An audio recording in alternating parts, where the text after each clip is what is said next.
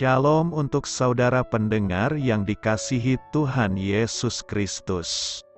Selamat siang dan salam sejahtera untuk kita semuanya.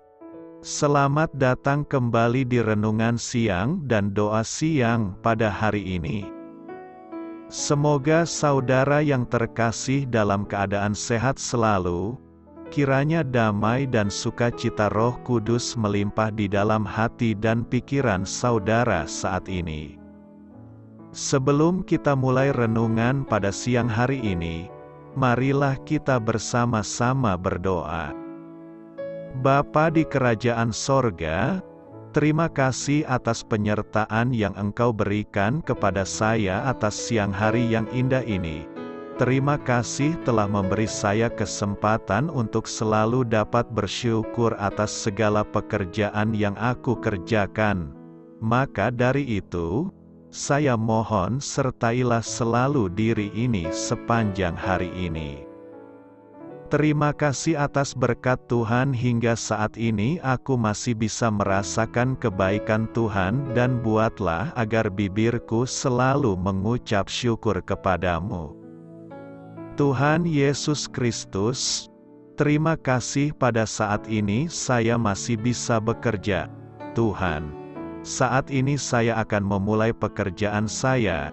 Berkatilah pekerjaan ini dan sertailah sepanjang saya selama bekerja pada hari ini, agar menjadi berkat bagiku, bagi keluargaku dan juga tempat saya bekerja. Berkati seluruhnya di siang hari ini agar berjalan dengan baik dan menjadi berkat untuk kami jalani bersama dengan anak Tuhan yang lainnya. Dalam nama Tuhan Yesus, aku berdoa. Amin.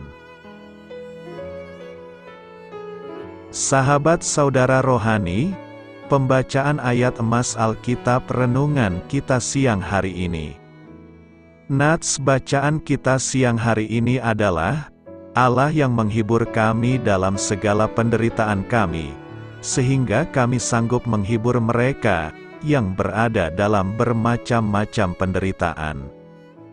Tertulis di dalam kitab 2 Korintus 1 ayat 4, bacaan kita pada siang ini terambil dari kitab 2 Korintus 1 ayat 3 sampai dengan ayat 11. Terpujilah Allah, Bapa Tuhan kita Yesus Kristus, Bapa yang penuh belas kasihan dan Allah sumber segala penghiburan, yang menghibur kami dalam segala penderitaan kami, sehingga kami sanggup menghibur mereka, yang berada dalam bermacam-macam penderitaan dengan penghiburan yang kami terima sendiri dari Allah. Sebab sama seperti kami mendapat bagian berlimpah-limpah dalam kesengsaraan Kristus, demikian pula oleh Kristus kami menerima penghiburan berlimpah-limpah. Jika kami menderita, hal itu menjadi penghiburan dan keselamatan kamu. Jika kami dihibur, maka hal itu adalah untuk penghiburan kamu, sehingga kamu beroleh kekuatan untuk dengan sabar menderita kesengsaraan yang sama seperti yang kami derita juga. Dan pengharapan kami akan kamu adalah teguh, karena kami tahu, bahwa sama seperti kamu turut mengambil bagian dalam kesengsaraan kami, kamu juga turut mengambil bagian dalam penghiburan kami, sebab kami mau, saudara-saudara, supaya kamu tahu akan penderitaan yang kami alami di Asia Kecil. Beban yang ditanggungkan atas kami adalah begitu besar dan begitu berat, sehingga kami telah putus asa juga akan hidup kami. Bahkan kami merasa, seolah-olah kami telah dijatuhi hukuman mati.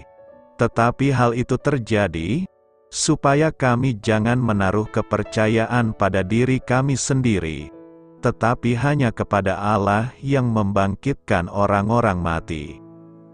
Dari kematian yang begitu ngeri Ia telah dan akan menyelamatkan kami. Kepadanya kami menaruh pengharapan kami, bahwa Ia akan menyelamatkan kami lagi, karena kamu juga turut membantu mendoakan kami, supaya banyak orang mengucap syukur atas karunia yang kami peroleh berkat banyaknya doa mereka untuk kami. Ayat di atas terambil dari kitab 2 Korintus 1 ayat 3 sampai dengan ayat 11. Mari kita mulai renungan siang kita. Judul renungan kita hari ini adalah Mereka Mengerti. Kata bijak Alkitab hari ini adalah Allah tidak menghibur kita untuk membuat kita terhibur, tetapi untuk membuat kita menjadi penghibur. Baiklah, mari kita mulai segmen kisah inspiratif. Cerita renungan siang kita hari ini adalah beberapa hari sebelum Natal, kami menerima sebuah karangan bunga yang indah beserta kartu ucapan yang berbunyi, "Turut mengenang kehilangan yang Anda alami dan semoga Natal serta Tahun Baru Anda beserta keluarga penuh berkat, teriring kasih dan doa, Dev dan Betty." 7 bulan yang lalu, saudara perempuan saya, Marty, dan suaminya, Jim, meninggal dalam kecelakaan lalu lintas. Ini adalah Natal pertama kami tanpa mereka, sehingga kami sungguh mendapatkan dukungan luar biasa dari sahabat yang memedulikan kehilangan kami dan yang mengungkapkan kasih dalam wujud nyata. Dev dan Betty memahami kedukaan dan kebutuhan kami untuk mengalami pemulihan Allah, karena 2 dekade sebelumnya anak perempuan mereka bunuh diri. Karena telah mengalami penghiburan dari Tuhan selama bertahun-tahun, mereka pun dapat mendampingi kami dengan penuh kepekaan dan perhatian. Tindakan kasih seperti itu merupakan contoh langsung dari perkataan Paulus, Bapa yang penuh belas kasihan dan Allah sumber segala penghiburan, menghibur kami dalam segala penderitaan kami, sehingga kami sanggup menghibur mereka yang berada dalam bermacam-macam penderitaan dengan penghiburan yang kami terima sendiri dari Allah. Ketika Allah menyentuh hati kita yang terluka dengan kedamaiannya, kita secara unik diperlengkapi untuk membagikan pengalaman itu kepada orang lain. Alangkah indahnya hadiah yang diberikan dan diterima pada hari Natal. Apakah artinya bahwa seorang Kristen adalah ciptaan baru? Ciptaan baru ini diulas di dalam 2 Korintus 5 ayat 17 berkata, "Jadi siapa yang ada di dalam Kristus, ia adalah ciptaan baru, yang lama sudah berlalu, sesungguhnya yang baru sudah datang." Kata "jadi" merujuk kepada ayat 14-16 di mana Paulus memberitahu bahwa semua orang percaya telah mati bersama Kristus dan tidak lagi hidup untuk diri sendiri. Kehidupan kita sudah tidak lagi bersifat duniawi. Hidup kita sekarang bersifat rohani. Kematian kita adalah kematian hodrat berdosa kita yang telah disalib bersama Kristus. Ia telah dikuburkan bersamanya, dan sama seperti Ia telah dibangkitkan oleh Allah Bapa, kita juga dibangkitkan untuk hidup dalam hidup yang baru. Pribadi yang baru yang telah dibangkitkan itulah yang sedang dibahas Paulus dalam 2 Korintus 5 ayat 17 sebagai ciptaan baru. Demi memahami ciptaan baru ini, kita harus memahami faktanya pertama, yakni bahwa ialah ciptaan, sesuatu yang diciptakan oleh Allah. Yohanes 1 ayat 13 memberitahu bahwa kelahiran baru ini telah terjadi menurut kehendak Allah. Kita tidak diwariskan hodrat yang baru, dan kita juga tidak menciptakan diri kita yang baru, dan Allah tidak sekedar membersihkan hodrat kita yang lama, Ia menciptakan sesuatu yang sepenuhnya baru dan unik. Ciptaan baru ini benar-benar baru, dihadirkan dari nol, sama seperti segenap alam semesta telah diciptakan oleh Allah secara ex nihilo, dari kekosongan. hanya Sang Pencipta dapat melakukan hal itu. Kedua, yang lama sudah berlalu.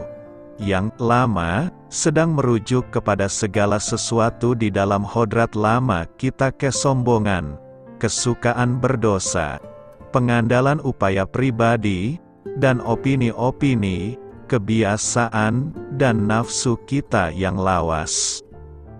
Semua hal yang dahulunya kita kasihi telah berlalu, terutama kasih akan diri sendiri dan pembenaran diri dan promosi diri sendiri. Ciptaan yang baru menatap kepada Kristus, bukan menatap diri sendiri. Semua hal yang lama telah mati, dengan disalibkan bersama hodrat yang lama kita. Dengan berlalunya yang lama, yang baru sudah datang. Hal-hal yang usang dan mati telah digantikan dengan hal-hal baru, yang penuh dengan kehidupan dan kemuliaan Allah. Jiwa yang baru lahir ini berkenan terhadap hal-hal ilahi dan membenci hal-hal duniawi serta berbau kedagingan, tujuan, perasaan, keinginan, dan pengertian kita baru dan sangat berbeda. Kita melihat dunia melalui sudut pandang baru. Alkitab seakan-akan belum pernah kita baca, dan walaupun mungkin pernah kita baca, ada keindahan di dalamnya yang belum kita sadari sebelumnya, dan yang membuat kita heran mengapa kita tidak menyadarinya selama ini. Sepertinya alam di sekeliling kita telah berubah, dan kita seakan-akan hidup di dunia yang baru. Langit dan bumi penuh dengan hal-hal baru, dan semua hal sepertinya memuliakan Allah.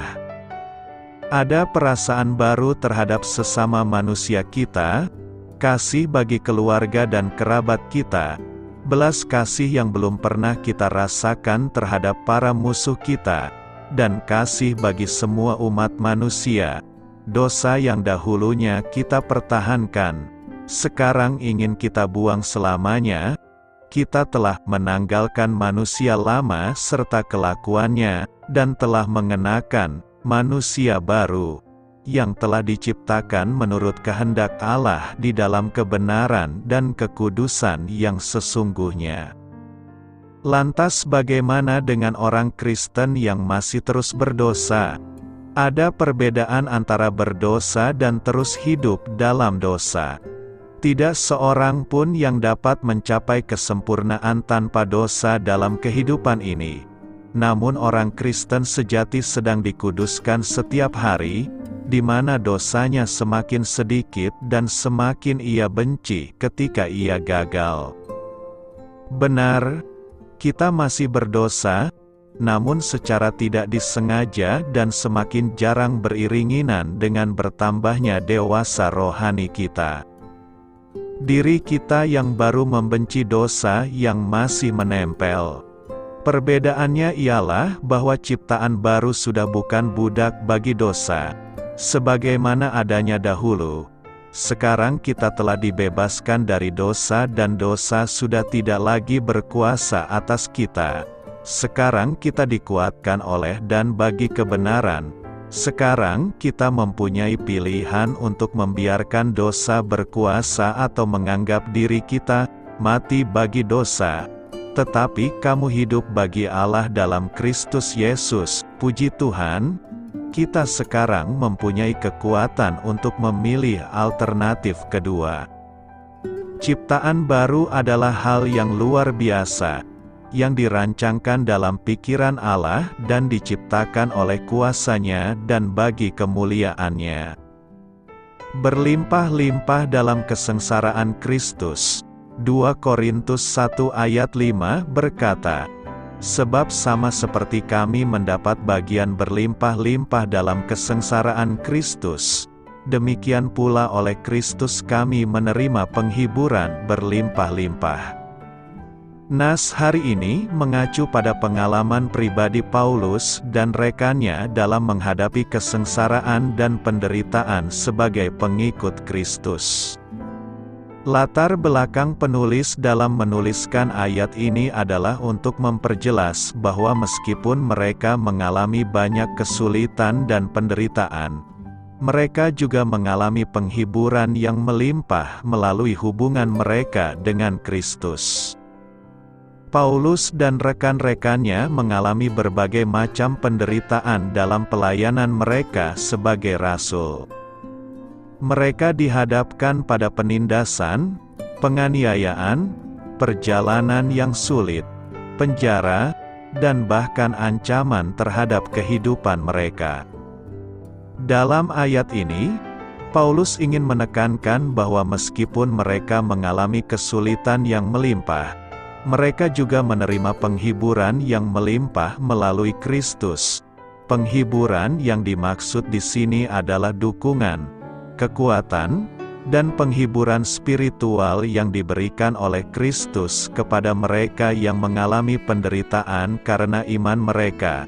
Ketika mereka mengalami kesengsaraan, Kristus memberikan penghiburan dan kekuatan yang melimpah agar mereka dapat bertahan dan terus melayani dengan setia.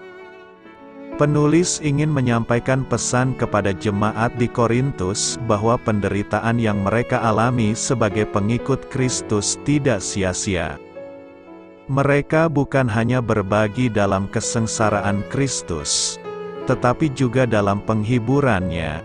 Mereka memiliki pengalaman langsung dengan kuasa penghiburan Kristus yang memampukan mereka untuk tetap teguh dan memperoleh kekuatan darinya.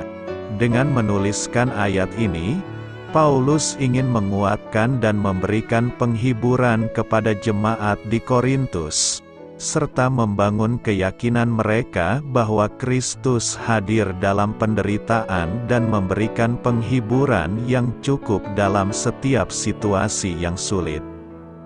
Tujuan Paulus menuliskan ayat ini adalah untuk menyampaikan beberapa pesan penting kepada jemaat di Korintus. Pertama, untuk memberikan penghiburan. Ayat ini dimaksudkan untuk memberikan penghiburan kepada jemaat yang mengalami penderitaan dan kesulitan. Penulis ingin meyakinkan mereka bahwa meskipun mereka menghadapi kesengsaraan, penghiburan yang melimpah juga tersedia bagi mereka melalui Kristus. Tujuannya adalah untuk menguatkan iman mereka dan memberikan harapan bahwa Kristus memberikan dukungan dan kekuatan dalam penderitaan mereka. Kedua, untuk membagikan pengalaman, penulis menggunakan pengalamannya sendiri dan rekannya sebagai contoh untuk menunjukkan bahwa penderitaan adalah bagian yang tak terhindarkan dari hidup sebagai pengikut Kristus. Dalam ayat ini, Paulus dan rekannya mengklaim bahwa mereka juga telah mengalami penderitaan yang melimpah dalam mengikut Kristus. Hal ini dimaksudkan untuk memperlihatkan kepada jemaat bahwa mereka tidak sendirian dalam penderitaan mereka, tetapi berbagi dalam pengalaman yang sama dengan rasul-rasul. Ketiga, untuk menghubungkan penderitaan dengan kesengsaraan Kristus. Penulis ingin menekankan bahwa penderitaan yang dialami oleh para pengikut Kristus adalah refleksi dari kesengsaraan yang dialami oleh Kristus sendiri. Dalam ayat ini, mereka menyatakan bahwa mereka mendapat bagian dalam kesengsaraan Kristus. Tujuannya adalah untuk menguatkan hubungan spiritual antara para pengikut Kristus dengan Yesus, dan menunjukkan bahwa mereka berbagi dalam kesengsaraannya. Keempat, untuk membangun keyakinan, penulis ingin membangun keyakinan dan kepercayaan jemaat di Korintus bahwa penderitaan yang mereka alami bukanlah tanda bahwa mereka diabaikan oleh Allah atau bahwa iman mereka tidak berarti. Sebaliknya, penulis ingin meyakinkan mereka bahwa penderitaan dapat menjadi kesempatan untuk menerima penghiburan dan pertumbuhan spiritual yang lebih dalam melalui hubungan mereka dengan Kristus. Dari pernyataan penulis dalam 2 Korintus 1 ayat 5, ada beberapa hal yang dapat direnungkan, yakni: pertama, kita belajar tentang kesengsaraan Kristus. Penulis menghubungkan kesengsaraan yang dialami oleh para pengikut Kristus dengan kesengsaraan yang dialami oleh Kristus sendiri. Ini menunjukkan bahwa penderitaan adalah bagian yang tak terpisahkan dari kehidupan Kristiani. Dalam menghadapi penderitaan, kita bisa mengingat bahwa Kristus sendiri telah mengalami penderitaan yang hebat dan melalui itu Ia membawa keselamatan bagi umat manusia. Kita tidak sendirian dalam penderitaan kita, tetapi kita berbagi dalam pengalaman kesengsaraan Kristus. Kedua, kita mendapatkan penghiburan berlimpah. Penulis menyatakan bahwa melalui Kristus, kita menerima penghiburan berlimpah-limpah dalam penderitaan kita. Ini menunjukkan bahwa Kristus adalah sumber penghiburan dan kekuatan yang melimpah bagi kita. Ketika kita mengalami penderitaan dan kesulitan, kita dapat berharap pada penghiburan yang diberikan oleh Kristus. Penghiburannya tidak terbatas, melainkan berlimpah dan memadai untuk menguatkan dan menghibur kita dalam setiap situasi yang sulit. Ketiga, kita mendapatkan perspektif yang seimbang. Pernyataan ini mengajarkan bahwa dalam kehidupan Kristen, kesengsaraan dan penghiburan seringkali berjalan beriringan. Kita tidak dijamin bebas dari kesulitan, tetapi kita juga tidak dibiarkan sendirian dalam kesulitan tersebut. Kita dapat memperoleh penghiburan yang melimpah melalui Kristus dalam menghadapi kesengsaraan. Oleh karena itu, dalam menjalani hidup ini, kita perlu memiliki perspektif yang seimbang, mengakui bahwa penderitaan dan penghiburan adalah bagian integral dari perjalanan iman kita. Keempat, kita mendapatkan kepercayaan dan harapan. Pernyataan ini mengajak kita untuk memiliki kepercayaan dan harapan dalam Kristus, bahkan di tengah penderitaan. Meskipun kita mengalami kesulitan, kita tahu bahwa penghiburan Kristus hadir dan dapat menguatkan kita. Kita dapat memiliki keyakinan bahwa Tuhan tidak hanya melihat penderitaan kita, tetapi juga memberikan penghiburan yang melimpah-limpah. Dalam kesulitan kita, kita dapat menaruh harapan kita pada Kristus dan mengandalkannya sepenuhnya. Secara keseluruhan, pernyataan ini mengajak kita untuk merenungkan tentang hubungan kita dengan Kristus dalam menghadapi penderitaan dan penghiburan. Kita diingatkan bahwa kita tidak sendirian dalam penderitaan, tetapi Kristus hadir untuk memberikan penghiburan dan kekuatan yang melimpah. Karena itu, melalui renungan ini, kita dapat menumbuhkan kepercayaan, harapan, dan ketekunan dalam iman kita. Kristus adalah "ya" bagi semua janji Allah. 2 Korintus 1 ayat 20 berkata, "Sebab Kristus adalah "ya" bagi semua janji Allah. Itulah sebabnya oleh Dia kita mengatakan "Amin" untuk memuliakan Allah." Penggenapan semua janji Allah ada di dalam Yesus Kristus. Yesus Kristus telah memenuhi semua janji Allah kepada umat manusia. Di dalam Tuhan Yesus hanya ada "ya", Kristus adalah "ya" bagi semua janji Allah. Dengan kata lain, Tuhan Yesus pasti menepati semua yang telah diucapkannya. Ada dua hal penting yang kita pelajari dari nas hari ini, yakni: pertama, Kristus adalah "ya". Kata "ya" menunjukkan sikap positif Yesus terhadap semua karya dan janji Allah. Sikap ini, sebagaimana dikatakan Paulus, Ini nyata dalam diri Yesus. Marilah kita simak bagaimana Yesus menerapkan secara konkret sikap positif itu dalam hidupnya sendiri.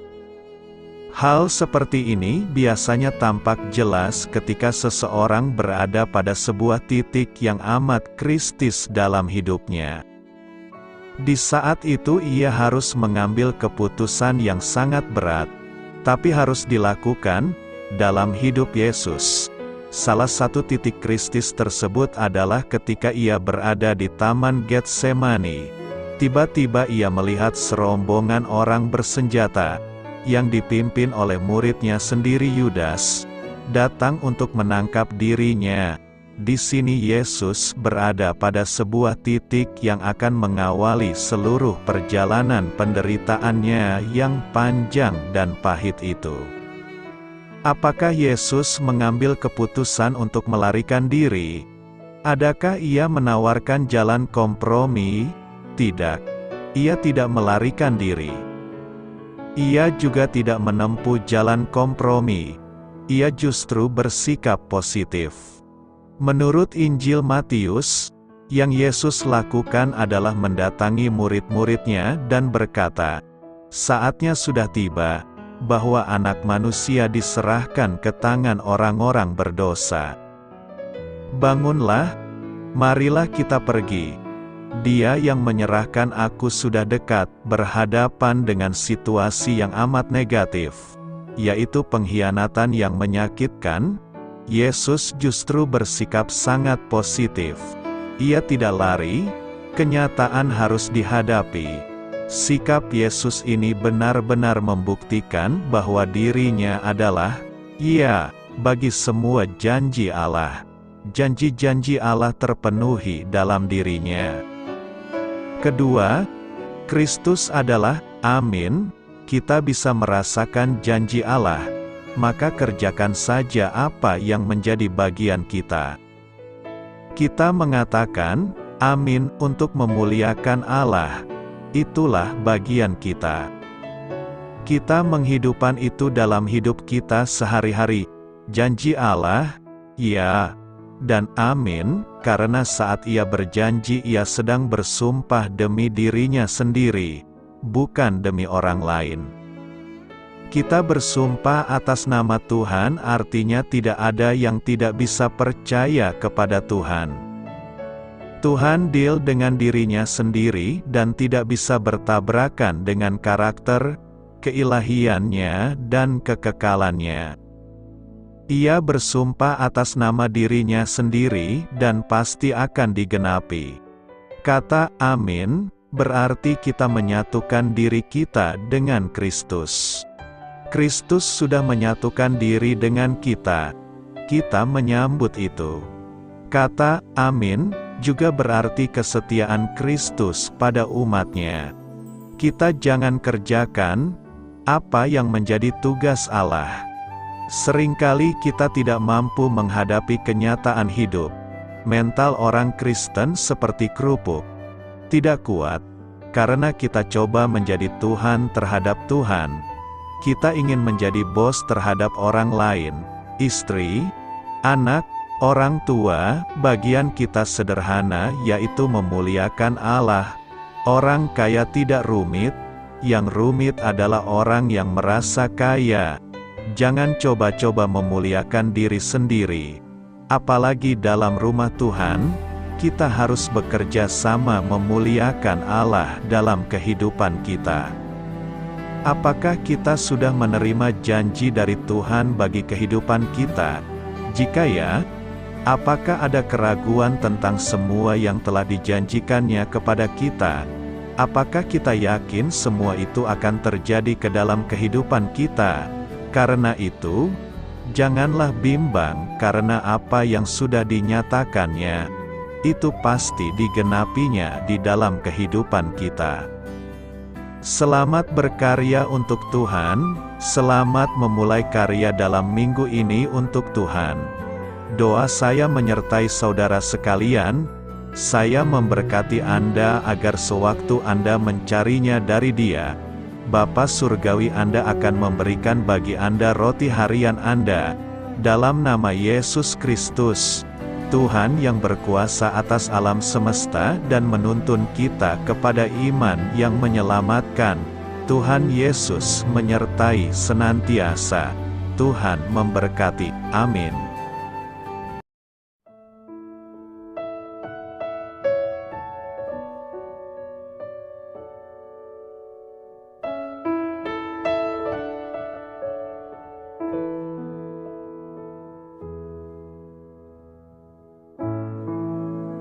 Demikianlah renungan firman Tuhan pada siang hari ini. Semoga menjadi kekuatan di dalam hidup kita dan menjadikan kita pribadi yang lebih sukses. Sebelum kita memulai aktivitas hari ini, marilah kita berdoa. Bapa kami yang ada di sorga, terima kasih atas kasih dan kebaikan Tuhan yang begitu besar buat kami. Tuntunlah perbuatanku agar di sepanjang hari ini saya bisa bekerja sebaik-baiknya, tidak pernah jemu menolong sesama, selalu ramah dan tahu terima kasih, menghayati iman dan mengamalkannya dengan sekuat tenagaku. Semua ini saya sampaikan kepadamu, dengan pengantaraan Kristus, Tuhan kami. Allah, Bapa kami bersyukur kepadamu, bahwa dengan bekerja kami boleh ambil bagian di dalam karya-Mu mensejahterakan dan membahagiakan umat manusia. Kami mohon bimbingan-Mu dalam melaksanakan pekerjaan kami hari ini. Bimbinglah kami agar sanggup bekerja dengan semangat kasih, dengan riang, rajin dan jujur. Terima kasih, Tuhan. Amin. Dalam nama Tuhan Yesus Kristus Tuhan dan Juru Selamat kami, Bapa kami yang baik, kami mengucap syukur dan berdoa. Amin. Biarlah firman Tuhan menjadi pengingat untuk kita semua, bahwa tuntunan dari Roh Kudus akan selalu memberi jalan keluar bagi setiap permasalahan hidup kita, dan memberi kedamaian di hati kita. Amin. Sampai jumpa di renungan siang saudara rohani berikutnya. Shalom.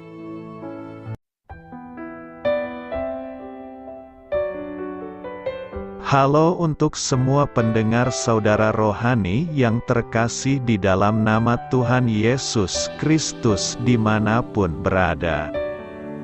Mari dukung kami, tim redaksi Renungan Harian Saudara Rohani, dengan cara memberikan bantuan, kritik dan masukan.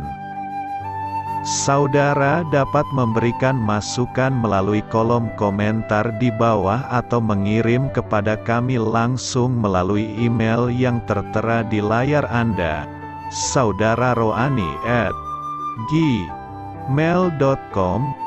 Jika saudara terberkati melalui renungan ini, saudara dapat mendoakan kami dan memberikan bantuan lainnya dengan mengirim email kepada kami. Saya berdoa agar saudara sekalian bahagia dan sehat selalu. Amin.